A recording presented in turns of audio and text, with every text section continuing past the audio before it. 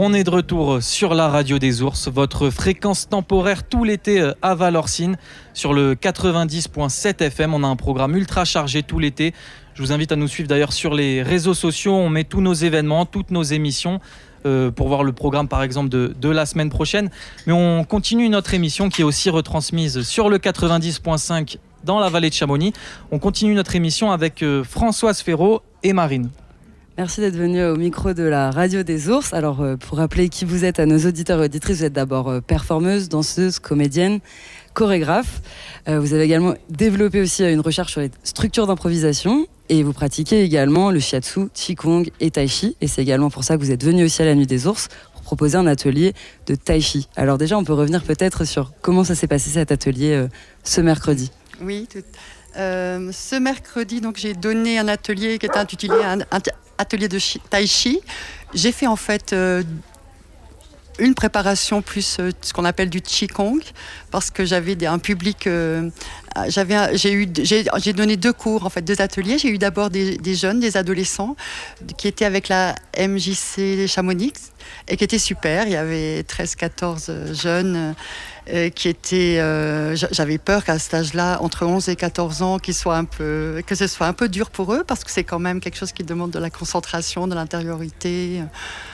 Tel que je le fais, mais en même temps, ça s'est très bien passé. Je leur ai proposé des choses un peu ludiques et je les ai trouvées vraiment superbes. Donc je trouve que peut-être que dans cette MJC, après, qu'ils étaient très bien entourés. Et j'ai trouvé ces jeunes vraiment intéressants parce que c'était pas facile ce que je leur ai fait faire quand même s'il y avait des moments Est-ce que vous pouvez nous préciser la différence entre le tai chi et le qigong, par exemple? Alors le tai chi, si vous voulez, c'est comme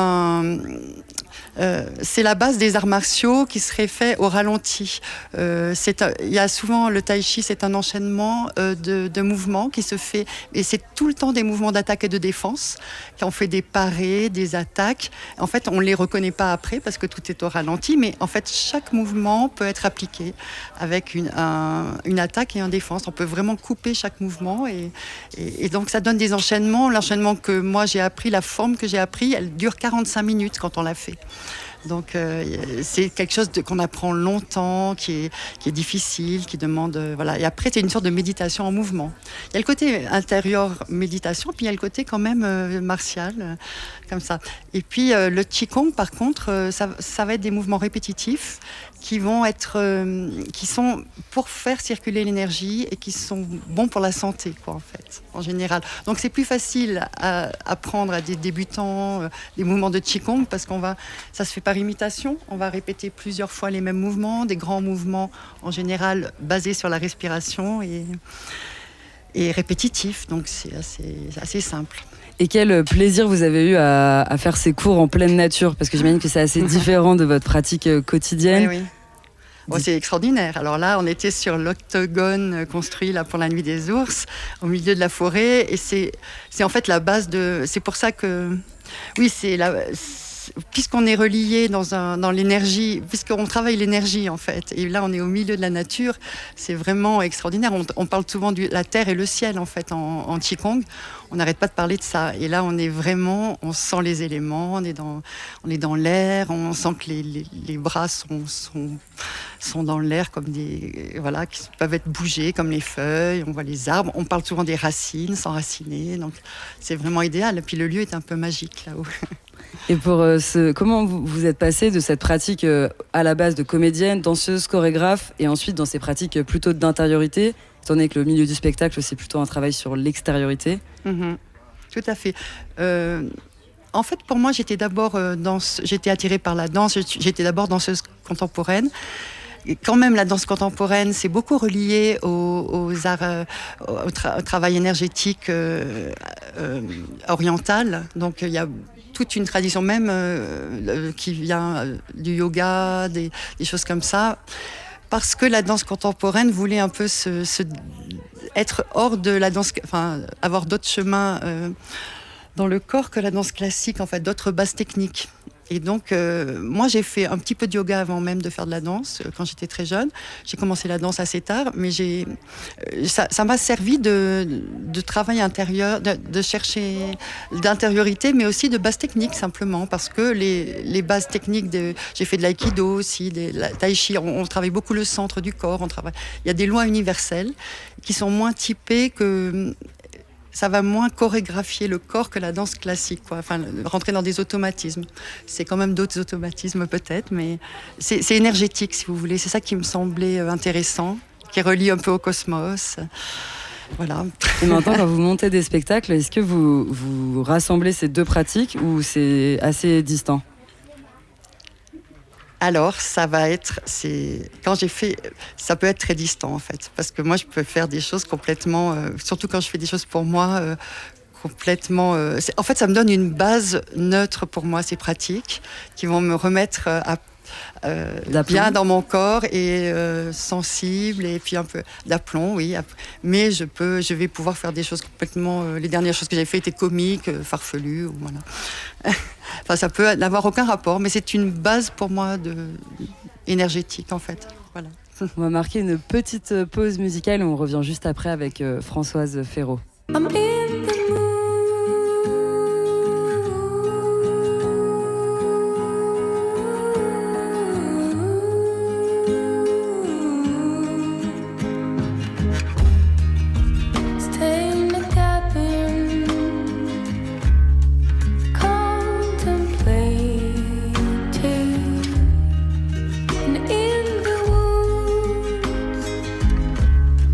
Floating away.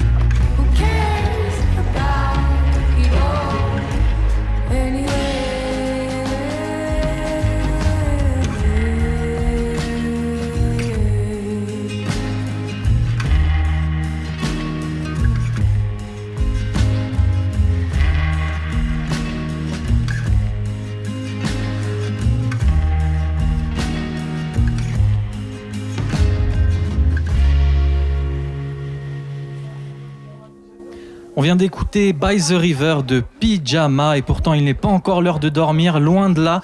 C'est la nuit des ours ce soir à partir de 20h30, donc ça va être une soirée exceptionnelle. Et en attendant, on poursuit notre émission sur le 90.7 FM en direct de la buvette de la Poya. On vous invite à nous rejoindre. Stéphane derrière le bar vous servira une petite mousse, un petit café ou même un verre d'eau pour les plus raisonnables. Et Marine, on continue notre interview de Françoise Ferraud. Toujours à nos micros, merci. Je rappelle, du coup, performeuse, danseuse, comédienne, praticienne aussi de tai chi, shiatsu et qigong. Et d'abord, on peut revenir aussi sur cette question de nécessité aussi de reconnecter l'esprit et le corps qui sont tant dissociés dans les sociétés occidentales. Qu'est-ce que vous avez à nous dire sur ça ? Bon, écoutez, je viens juste de faire une formation un peu approfondie de yoga, parce que je suivais un enseignement de yoga de l'énergie. C'est vrai que j'ai réfléchi à ça et que pour les Indiens c'est une notion intéressante parce qu'on n'a pas ce clivage esprit et corps, mais on a plus un continuum entre le corps, l'esprit et la parole. Et ils font une espèce de continuum de ça. Ça m'a fait réfléchir parce que moi, quand j'ai commencé le travail avec le théâtre, par exemple, j'avais beaucoup de mal à parler. Je sentais plus mon corps. J'étais un peu coupée en deux. Donc il y avait ce clivage déjà avec corps et esprit, au corps-parole. Et puis là, je trouve vraiment intéressant et on sent bien qu'en dansant, on développe des choses, j'allais dire au niveau spirituel, mais ça veut un peu rien dire, mais c'est que quelque chose change en fait, peut-être dans l'empathie qu'on peut avoir avec les autres, je sais pas. Enfin bref, et pour moi, il y a pas de dualité. Et puis après dans le soin, maintenant je fais aussi du soin shiatsu, c'est-à-dire que tout est lié, quoi. Les gens vont incorporer justement leur malaise, et puis la parole est importante. Je crois beaucoup à la psychanalyse, etc. Le corps, l'esprit, enfin tout fonctionne ensemble. Et justement, incorporer, c'est aussi le nom de votre association, oui, que vous avez ouvert en 2003 à Paris. Est-ce que vous nous parlez un peu de ce que vous proposez, de ce que ça permet, cette association, ce que vous croisez comme pratique ? Alors, ça m'a permis c'était un peu une structure pour mon travail de performeuse. J'ai travaillé, le président de cette association est Jean-Marc Adolphe. On a fait aussi des événements qui ont rassemblé des artistes. Moi, j'ai beaucoup travaillé avec la postmoderne danse, donc j'ai pu faire des projets avec une chorégraphe américaine qui s'appelait Deborah Hay. Et j'ai essayé de rassembler plusieurs danseurs qui travaillaient avec elle. On a proposé des soirées qui étaient inspirées par son travail, des choses dans ce genre. J'utilise aussi l'association pour donner les cours de tai chi, qigong, et puis pour le shiatsu. Il y a cette notion de soin aussi, de care, ce qu'on appelle en anglais, comment on va aussi se sentir utile par rapport aux autres. Parce que quand on n'est pas en spectacle, pour moi, c'était qu'est-ce que je pouvais apporter de ce qu'on avait travaillé dans le corps pour les autres, pour la santé, je sais pas. Et en tant que chorégraphe, c'est quoi le projet le plus fou que vous ayez monté ? Ah le plus fou peut-être c'est avec cette chorégraphe Deborah Hay, parce que en fait elle nous donnait, c'était comme si on a travaillé avec elle une partition. On était plusieurs à travailler à partir de mots, et puis à chacun produire, et on était 20 danseurs, on devait chacun produire un spectacle différent à partir de cette partition vraiment écrite à partir de mots. Et c'est ça qui a été assez ce travail on a beaucoup travaillé sur les perceptions et sur le côté sensible, et voilà, c'était un excellent souvenir. Merci beaucoup d'être venu au micro de la radio des ours, et belle soirée pendant la soirée avec ses guides. C'est maintenant le moment d'écouter Vision de Lajamanu Teenage Band.